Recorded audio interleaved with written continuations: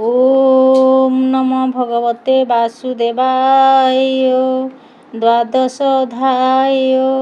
वश्चासुर बकासुर वध। श्रीशुक उवाच। हरिचरणे चित्त देई मुनि कहन्ति राजा चाहि। ଶୁଣସୁ ମନ ମୋହିପାଳ ଗୋପରେ ଶୁଭିଲା ଚହଳ। ଭାଙ୍ଗିଲା ବେନି ବୃକ୍ଷ ପଡ଼ି ଶୁଭିଲା ମେଘ ଘଡ଼ଘଡ଼ି। ବଏ କମ୍ପଇ ଥର ହର ଗୋପାଳେ ହୋଇଲେ ବାହାର। ବୋଇଲେ ଏକୁଆରେ ଚାହିଁ ଏହି ଶବଦ କାହୁଁ ହୋଇ। ନିର୍ଘାତ ଶୁଭିଲା ଖଗୋଳ ଗଗନେ ନାହିଁ ମେଘମାଳ।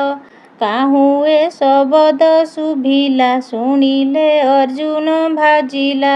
ତକ୍ଷଣେ ମିଳିଲେ ସକଳେ ଯାମଳା ଅର୍ଜୁନର ତଳେ। କହନ୍ତି ଭାଜିଲା କେମନ୍ତ ପବନ ନାହିଁ ବଳବନ୍ତ। ଶସ୍ତ୍ରେ ଛେଦିଲା କେହି ନାହିଁ ଭିତରେ ପୋକ ଯେ ନ ଖାଇ। କିମ୍ପା ପଡ଼ିଲେ ମହି ତଳେ ବେନି ଅର୍ଜୁନ ଏକାବେଳେ। ବାଳ କାଟନ୍ତେ ଡାଳ କାଟନ୍ତେ ଏକେ ଏକେ ଦେଖିଲେ ପଡ଼ିଛି ବାଳକେ। ଚକିତ ହୋଇ କଲେ ଗୋଳ ବନ୍ଧନ ହୋଇଅଛି ରୋଳ। କେ ନାରୀ କଲା ଏଡ଼େ କର୍ମ ଚିହ୍ନିଲେ ଯଶୋଦା ନନ୍ଦନ। ବାଳକେ ବୃକ୍ଷ ତଳେ ଥିଲେ ଗୋପାଳ ମାନଙ୍କୁ କହିଲେ। ଯଶୋଦା ରୋଳେ ବାନ୍ଧି ଗଲା ତଳେ ତା ପୁତ୍ର କାନ୍ଦୁଥିଲା। ବେନି ବୃକ୍ଷରେ ଗଲେ ପଶି ରୋଳ ଟାଣିଲେ ତଳେ ବସି। ବେନି ବୃକ୍ଷରେ ବାନ୍ଧିଥିଲା ରୋଳ ଲାଗିଲା ସେ ଭାଜିଲା। ବୃକ୍ଷ ପଡ଼ିଲା ବେଗେ ଭାଙ୍ଗି ଏହାର ଦେହ ଯହୁଁ ଲାଗି। ବେନି ପୁରୁଷ ଏହି ବୃକ୍ଷେ ବାହାର ହୋଇଲେ ପ୍ରତ୍ୟକ୍ଷେ। ତେଜରେ ଦିଶେ ଦିବାକର ଏହାର ପାଦେ ଦେଲେ ଶିର। କି ବୋଇଲେ ତା ନ ଜାଣି ଉତ୍ତର ଗଲେ ଏହି କ୍ଷଣି। ଶୁଣି ହସିଲେ ଗୋପ ଲୋକେ କହନ୍ତି ଏକ କୁଆରକେ। ଶିଶୁ ବଚନ କାହୁଁ ସତ ମାୟା ମୋହିଲେ ଗୋପୀନାଥ। ବନ୍ଧନ କଟି ଭାଗୁ ଫେଇ ନନ୍ଦର କୋଳେ ଦେଲେ ନେଇ। ପୁଣି ମିଳିଲେ ଗୋପ ନାରୀ ଜଣ ଜଣକେ କୋଳେ ଧରି। ଗ୍ରହ ଶାନ୍ତିରେ ବ୍ରଜବାଳୀ କୃଷ୍ଣଙ୍କୁ କଲେ ନିଉଛାଳି। ଆନନ୍ଦ କଲେ ଗୀତ ଗାଇ କୃଷ୍ଣ ନାଚନ୍ତି ତାଳି ଦେଇ। ଗୋପୀ କହିଲେ କୃଷ୍ଣ ଶୁଣ ଘର ଭିତରୁ ଆଣ ମାଣ। ପାଣ୍ଡୋଇ କଠାଉ ମଶୁଣି ଆଣନ୍ତୁ ଦୁଗ୍ଧର ଲହୁଣୀ। ଶୁଣି ଗୋବିନ୍ଦ ଘରେ ଯାଇ ଆଣନ୍ତି କନ୍ଧେ ମୁଣ୍ଡେ ବହି। କହନ୍ତି କରି କଉତୁକ ଆହୁରି ଆଣିବଇ ଦେଖ। ଭକତ ଜନକୁ ସୁଫଳ ଦେଖାଉଛନ୍ତି ଆଦିମୂଳ। ଭକତ ଜନଙ୍କର ଦେଖା ଗୋପେ ଅଇଲା କୋଳିମ୍ବିକା। ଡାକଇ କୋଳି କୋଳି ବୋଲି କନେ ଶୁଣିଲେ ବନମାଳି। ବସ୍ତ୍ର ନାହିଁ କଟି ଭାଗେ ମିଳିଲେ ଧାନ୍ୟ ରାଶି ଲାଗେ।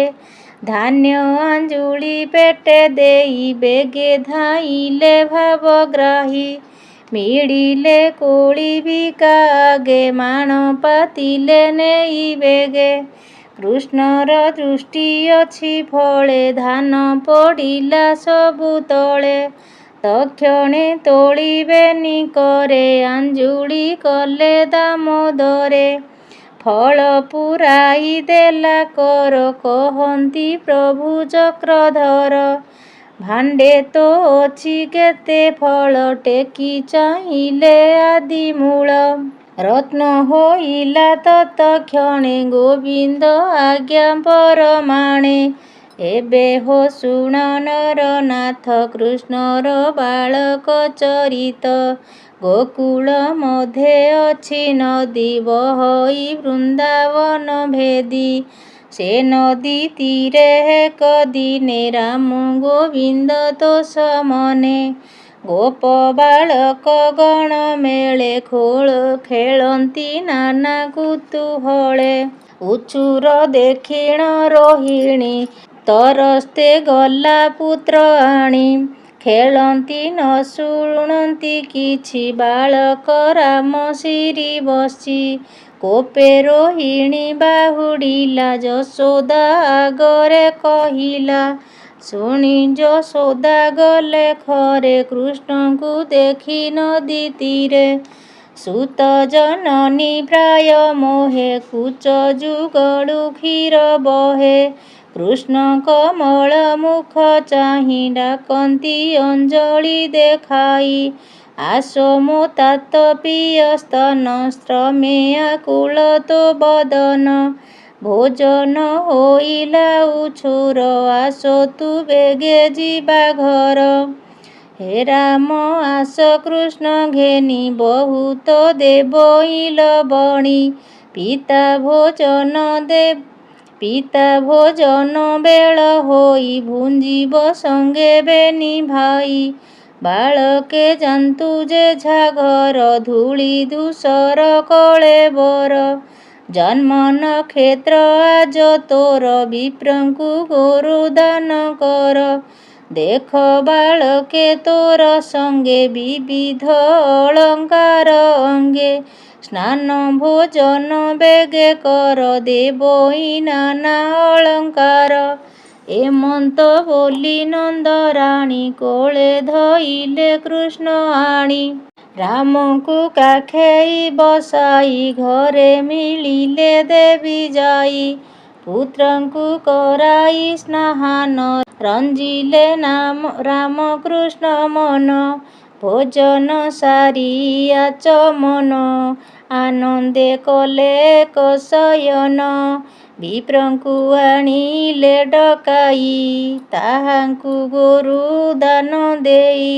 ଅସ୍ତ ହୋଇଲେ ଦିବାକର ଗୋପାଳେ କରନ୍ତି ବିଚାର। ଏକୁଆରେକ ଶୀଘ୍ର ଗଲେ ନନ୍ଦର ଦ୍ୱାରେ ମେଳି କଲେ। ବସିଲେ ନନ୍ଦ ଉପନନ୍ଦ ମଧ୍ୟେ ଆଦିତ୍ୟ ଆଦି କନ୍ଧ।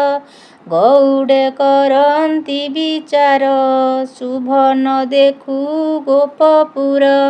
କହ କି କରିବା ଉପାୟ ପୁତ୍ରକୁ ଉପୁଜିଲା ଭୟ। ଶୁଣି ଉଠିଲେ ଉପନନ୍ଦ ଯାହାର ଜୀବନ ଗୋବିନ୍ଦ। ଜ୍ଞାନ ବୟସ ବୃଦ୍ଧ ଜାଣ ଗୋପୀଙ୍କୁ କହଇ କାରଣ। ଶିରେ ଯୋଡ଼ିଲେ ବେନି କର ଗୁପତ କହଇ ମଧୁର। ଚାଲ ନଥିବା ଏ ନବରେ ଘର କରିବା ଆନଠାରେ। ଅନେକ ପଡ଼ିଲା ପଦ ପୁତ୍ର ଯେ ଆମ୍ଭର ସମ୍ପଦ। ଦେଖ ଯଶୋଦା ପୁତ୍ର ସଙ୍ଗେ ଆମ୍ଭ ବାଳକେ ନାଶ ଯିବେ। ଅଳପ ଦିନେ ବହୁ ଭୟେ ଆପଦ ପଡ଼ିଲା ଥୋକାଏ। ତାର କୁମର ଦେଖ ନନ୍ଦ କେଡ଼େ ଯେ ପଡ଼ିଲା ପ୍ରମାଦ। ପୂତନା ମୁଖୁ ଅଛି ତରି ଶୂନ୍ୟରେ ଦୈତ୍ୟ ନେଲା ହରି। ସକଟ ଉପରେ ପଡ଼ିଲା ସେବେଳେ ଗୋବିନ୍ଦ ରଖିଲା। ଏବେ ତ ତରିଲା ପ୍ରମାଦୁ ଜାମଳା ଅର୍ଜୁନ ବିପଦୁ। ଚାଲ ନଥିବା ଏ ନଗରେ ଯଶୋଦା ଥାଉ ଏକା ଘରେ। ଯେବେ ଏ ଗ୍ରାମ ନ ଛାଡ଼ିବା ଏକା ପୁତ୍ରକୁ ନ ପାଇବା। ସକଳେ ଦୃଢ଼ କରି ମନେ ଘର କରିବା ବୃନ୍ଦାବନେ। ବହୁତ ଫଳ କନ୍ଦମୂଳ ନିର୍ମଳ ଯମୁନାର ଜଳ। ପର୍ବତ ନାମେ ଗୋବର୍ଦ୍ଧନ ଗୋରୁଙ୍କୁ ଅଛି ଜଳ ତୃଣ। ଗୋପୀ ବାଳକ ତୋଷ ହେବେ, ବହୁତ ଦୁଗ୍ଧ ଗାଈ ଦେବେ। କାଲି ପ୍ରଭାତେ ହୁଅ ସଜ, ଭାରସ କଟ ବେଗେ ସାଜ। ଗୋଧନେ ଚାଲି ଯାନ୍ତୁ ଆଗେ, ଗୋପ ବାଳକ ଧେନୁ ସଙ୍ଗେ। ସୁଖେ ରହିବା ବୃନ୍ଦାବନେ, କିଛି ନ ଭାଳ ତୁମ୍ଭେମାନେ। ଶୁଣି ମଣିଲେ ଗୋପ ହିତ, ନିଜ ଭୁବନେ ଉପଗତ। ଯେମୁ ଯାର ଘେନି ପରିଚ୍ଛଦ, ଯାନ୍ତେ କରନ୍ତି ସିଂହାନାଦ। ନନ୍ଦ ଯଶୋଦା ଏକାବେଳେ, ରୋହିଣୀ ପୁତ୍ର ଘେନି କୋଳେ। ପଛେ ଚାଲନ୍ତି ଗୋପୀ ଯୂଥ, ଗାବନ୍ତି ନାନା ରଙ୍ଗେ ଗୀତ। ଶକଟ ମାନେ ଯାନ୍ତି ଖର, ଧୂଳିରେ ଲୁଚିଲେ ଭାସ୍କର। ମିଳିଲେ ବୃନ୍ଦାବନେ ଯାଇ, କୃଷ୍ଣ ଚରିତ ଗୀତ ଗାଇ। ଗୋପାଳେ ଧେନୁ ପଲ ଘେନି, ନାନା ପ୍ରକାରେ ବେଣୁ ଧ୍ୱନି। ଯାଇ ହୋଇଲେ ବୃନ୍ଦାବନ, ଆନନ୍ଦ ଗୋପୀଙ୍କର ମନ। ଯେ ବନେ ଯିବେ ଗୋପୀନାଥ, ସର୍ବଦା ବହଇ ବସନ୍ତ। ସୀମା ବୋରି ଗୋପପୁର, ଯେ ଯାହା ତୋଳିଲେ ନବର। ଗ୍ରାମ ମଧ୍ୟରେ ନନ୍ଦ ଘର, ଯହିଁ ବିଜୟ ଚକ୍ରଧର। କୃଷ୍ଣ ଦେଖିଲେ ଗୋବର୍ଦ୍ଧନ, ଯମୁନା ନଦୀ ବୃନ୍ଦାବନ। ଦେଖି ଆନନ୍ଦ ବେନି ଭାଇ, କହନ୍ତି ନନ୍ଦକୁ ବସାଇ। ଯେତେ ଅଛନ୍ତି ବତ୍ସା ଘରେ, ଆମ୍ଭେ ରଖିବୁ ନଦୀ ତୀରେ। ଭୋତା ତ ନାହିଁ ତୁ ନ କର, ବସା ରଖିବୁ ଆମ୍ଭେ ତୋର। ନନ୍ଦ ଆନନ୍ଦ ମନେ କହି, କାଲି ହୁଁ ରଖ ବତ୍ସା ନେଇ। ପିତାର ବଚନେ ମୁରାରି, ସାନନ୍ଦେ ଚରାନ୍ତି ବାଛୁରୀ। ଗ୍ରାମ ନିକଟେ ଥାନ୍ତି ନୃତ୍ୟ, ବନେ ନ ଯାନ୍ତି ଭୟ ଚିତେ। ବ୍ୟାଘ୍ର ଭଲ୍ଲୁକ ସିଂହ ତ୍ରାସେ, ବତ୍ସା ଚରାନ୍ତି ଗ୍ରାମ ପାଶେ। ଗୋପାଳ ସୁତ ଥାନ୍ତି ପାଶେ, ଖେଳ ଖେଳନ୍ତି ନାନା ରସେ। କ୍ଷଣ କ୍ଷଣକେ ବେଣୁନାଦ, କେ କହୁ କୃଷ୍ଣର ଆନନ୍ଦ। ଏକ ଆରେକ ଭୁଜ ଧରି, ଯୁଝନ୍ତି ବାହାନାଦ କରି।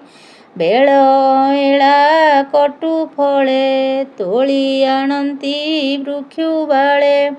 ଏକୁ ଆରେକ ମରାମରି, ରାସ କରନ୍ତି ରାମ ହରି। ନାନା ପକ୍ଷୀଙ୍କ ନାଦ ଶୁଣି, ଗୋପେ ନାଚନ୍ତି ତାହା ଭଣି। ଦିନେ ଯମୁନା ତୀରେ ହରି, ଆନନ୍ଦେ ଚରାନ୍ତି ବାଛୁରୀ। କଂସେ ଆଦେଶେ ବତ୍ସାସୁର, ଆସି ମିଳିଲା ଧାତିକାର। କୃଷ୍ଣର ରୂପକୁ ଚାହିଁଲା, ବାଛୁରୀ ରୂପକୁ ଧଇଲା। ବତ୍ସା ସଙ୍ଗତେ ପଶିଗଲା, ଅସୁର ମନେ ବିଚାରିଲା। ନିକଟେ ମିଳିଲେ ମୋହର, ପାଦେ କରିବି ସତେ ଚୂର। ଏମନ୍ତେ ରାକ୍ଷସ ବିଚାର, ଜାଣିଲେ ପ୍ରଭୁ ଦାମୋଦର। ଶଙ୍କର୍ଷଣଙ୍କ ମୁଖ ଚାହିଁ, କହନ୍ତି ଅଙ୍ଗୁଳି ଦେଖାଇ। ଦେଖ ଦଇତ ବତ୍ସା ପାଶେ, ଆମ୍ଭକୁ ମାରିବାର ଆସେ। ମାୟା ବାଛୁରୀ ରୂପ ଧରି, ଆମ୍ଭକୁ ଆସିଅଛି ମାରି। ଏତେ ବିଚାରି ଭଗବାନ, ମୋହିଲେ କୁମାରଙ୍କ ମନ। କଇଥ ଗଛ ଦେଖି ପୋଏ, ରାମଙ୍କୁ କହିଲେ ଥୋକାଏ। ଏ ଫଳ ଦିଶ ଇଷୁ ସଞ୍ଜ, ହସ୍ତ ନ ପାଏ ବଡ଼ ଉଚ୍ଚ। ତୁ ରାମ ଅତି ବଳିୟାର ଫଳ ଥୋକାଏ ଏଥୁ ତୋଳ। ଶୁଣି ସାନନ୍ଦ ବନମାଳୀ ବସା ନିକଟେ ବେଗେ ମିଳି। ବେନି ଚରଣ ଧରି କରେ ବୋଲାଇ ପିଟିଲେ ବୃକ୍ଷରେ। କରେ ବୁଲାନ୍ତେ ଗଲା ପ୍ରାଣ ଗୋବିନ୍ଦେ ପଶିଲା ତକ୍ଷଣ। ଦେବେ ଚକିତ ଦେଖି ତାହା ବ୍ରହ୍ମାଙ୍କୁ ଲାଗିଲା ଉତ୍ସାହ। ଅସୁର ଦେହ ଲାଗି କରି ଫଳ ପଡ଼ିଲେ ସବୁ ଝଡ଼ି। ବାଳକେ ଦେଖିଣ ଚକିତ କହନ୍ତି ଧନ୍ୟ ଗୋପୀନାଥ। ଆନନ୍ଦେ ଦେବଗଣ ଉଠି କୃଷ୍ଣଙ୍କୁ କଲେ ପୁଷ୍ପବୃଷ୍ଟି। ଏମନ୍ତେ ରାମ ବନମାଳୀ ବସା ରଖନ୍ତେ ନାନା କେଳି। ସକଳେ ଦଧି ଗୁଡ଼ ଅର୍ଣ୍ଣ ଭୁଜନ୍ତି ରାମ ଭଗବାନ। ନିର୍ତ୍ତୋ ଯମୁନା ତୀରେ ଯାଇ ବସା ଚରାନ୍ତି ବେନି ଭାଇ। ବାଳକେ ଯେଝା ବସା ଘେନି ଚରାନ୍ତି କରି ବେଣୁ ଧ୍ୱନି। ନିଦାଗ କାଳେ ଖରା ବେଳେ ମିଳିଲେ ଯାଇ ନଦୀ କୂଳେ। ବସାକୁ ପିଆଇ ବହନ ସକଳେ କଲେ ଜଳପାନ। କଂସର ମିତ୍ର ବକାସୁର ସଧିରେ ଭକ୍ଷ ଇସେ ନୀର। କୃଷ୍ଣଙ୍କୁ ଦେଖି କାମରୂପୀ କ୍ଷଣ କ୍ଷଣକେ ଦେହ ବ୍ୟାପୀ। ନିଜ ସ୍ୱଭାବେ ମହାକାଏ ଦେଖି ଡରିଲେ ଗୋପ ପୋଏ। ଏ ବନେ ଏଡ଼େ ବକ ଥାଇ କହନ୍ତି ରାମକୁ ଦେଖାଇ। ଗୋପାଳ ବାଳକେ ପ୍ରଶଂସି ପର୍ବତ ଖଣ୍ଡ ପ୍ରାୟ ଦିଶି। ତ୍ରାସେ ଧାଇଁଲେ ନଦୀ ତୀରେ ଦେଖି ଧାଇଁଲା ବକାସୁର। ତ୍ରାସେ ଧାଇଁଲେ ନଦୀ ତୀର ଦେଖି ଧାଇଁଲା ବକାସୁର। ଘୋର ଶବଦ ବେଗେ କଲା ତକ୍ଷଣେ କୃଷ୍ଣଙ୍କୁ ଗିଳିଲା। କୃଷ୍ଣ ନ ଦେଖି ଗୋପ ବାଳେ ଢଳି ପଡ଼ିଲେ ମହି ତଳେ। ଉଠିଣ କରନ୍ତି ରୋଦନ ଚକିତେ ଚାହିଁ ଛନ ଛନ। ବକାର ତାଳୁ ମୂଳେ ଥାଇ ତାହା ଜାଣିଲେ ଭାବଗ୍ରାହୀ। ଦାସ ବତ୍ସଳ ନରହରି ବେଗେ ଅନଳ ରୂପ ଧରି। ତପ୍ତ ଲୁହାର ଯେହ୍ନେ ତେଜ ତାକୁ ଦହିଲେ ଦେବରାଜ। ତକ୍ଷଣେ ଘୋର ନାଦ କରି କୃଷ୍ଣଙ୍କୁ ପକାଇ ଉଦ୍ଗାରି। ଧୀରେ ଚାହିଁଲା ବକାସୁର ସୁନ୍ଦର ଦିଶିଲା ଶରୀର। ପୁଣ ବିଚାରୁ ଅଛି ମନେ ଏହାକୁ ମାରିବି କେଶନେ। ଏ ବଡ଼ ସୁକୁମାର ପିଣ୍ଡ ତୁଣ୍ଡେ କରିବି ଖଣ୍ଡ ଖଣ୍ଡ। ବିସ୍ତାରିବେନି ପାଟି ତୋଳି ବେଗେ ଧାଇଁଲା ମହାବଳୀ। ଶୂନ୍ୟ ଦେଖନ୍ତି ଦେବଗଣ ଆଗେ ହୋଇଲେ ନାରାୟଣ। କରେ ଧଇଲେ ବେନି ପାଟି ଅସୁର ନ ପାରିଲା ଉଠି। ବାଳକ ମେଳେ ନରହରି ଚିରିଲେ ବେନି ଫାଳ କରି। ଦେଖି ଧାଇଁଲେ ସ୍ୱର୍ଗଲୋକେ କୁସୁମ ବରଷନ୍ତି ଥୋକେ। ଦୁନ୍ଦୁଭି ବାଦ୍ୟ ନାଦ କରି ରଙ୍ଗେ ନାଚନ୍ତି ଅପସରି। ବାଳକେ ଦେଖିଣ ଚକିତ ମାୟା ମୋହିଲେ ଗୋପୀନାଥ। ତକ୍ଷଣେ ଆଲିଙ୍ଗନ କରି ଗୋପକୁ ଆଣିଲେ ବାଛୁରି। ସୁତ ରହିଲେ ଯେଝା ଘରେ ପୁଣି ମିଳିଲେ ନନ୍ଦ ଦ୍ୱାରେ। ବକାର ତୁଣ୍ଡୁ ଉଦୁରିଲା ଭାଗ୍ୟ ଯଶୋଦାର ଦିଶିଲା। ଚକିତ ହୋଇ ସର୍ବ ଗୋପୀ କୃଷ୍ଣଙ୍କୁ ଚାହାନ୍ତେ ନିରୋପି। କହନ୍ତି ଧର୍ମ ତିନି ଲୋକେ ସତ୍ୟ ବେଭାର ଜନ ମୁଖେ। ନିର୍ଦ୍ଦୋଷ ପ୍ରାଣୀ ହିଂସା କରି ଆପଣେ ଯାଉଛନ୍ତି ମରି। ଏ ସୁତ ବାଳକ ସ୍ୱଭାବ ଏହାକୁ ହିଂସନ୍ତି ଦାନବ। ଯେହୁ ହୁଅନ୍ତି ମୃତ୍ୟୁ ସଙ୍ଗ ଅନଳେ ଯେସନ ପତଙ୍ଗ। ପଣ୍ଡିତ ଜନଙ୍କର କଥା କେବେ ନୁହଁଇ ଅନ୍ୟଥା। ଯାହା କହିଲେ ଗର୍ଗ ଋଷି କୃଷ୍ଣର କଥାକୁ ପ୍ରଶଂସି। ସେ କଥା ହୋଇଲା ପ୍ରମାଣ ଏହାକୁ ରଖେ ନାରାୟଣ। ଆପଦ ଦେଖି ନନ୍ଦରାଏ ଶାନ୍ତି ଯେ କରନ୍ତି ଥୋକାଏ। ଗୋପୀ ଗୋବିନ୍ଦ ଅଙ୍ଗ ସଙ୍ଗେ ହରିବେ ଭବ ଜଳୁ ରଙ୍ଗେ।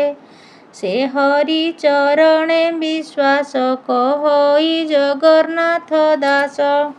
ଇତି ଶ୍ରୀମଦ୍ଭାଗବତେ ମହାପୁରାଣେ ପାରମହଂସ ସଂହିତାୟ 82 ଦଶମ ସ୍କନ୍ଧେ ବକାସୁର ବଧେ ନାମ ଦ୍ୱାଦଶୋଧ୍ୟାୟ। ଓಂ ନମୋ ଭଗବତେ ବାସୁଦେବାୟ।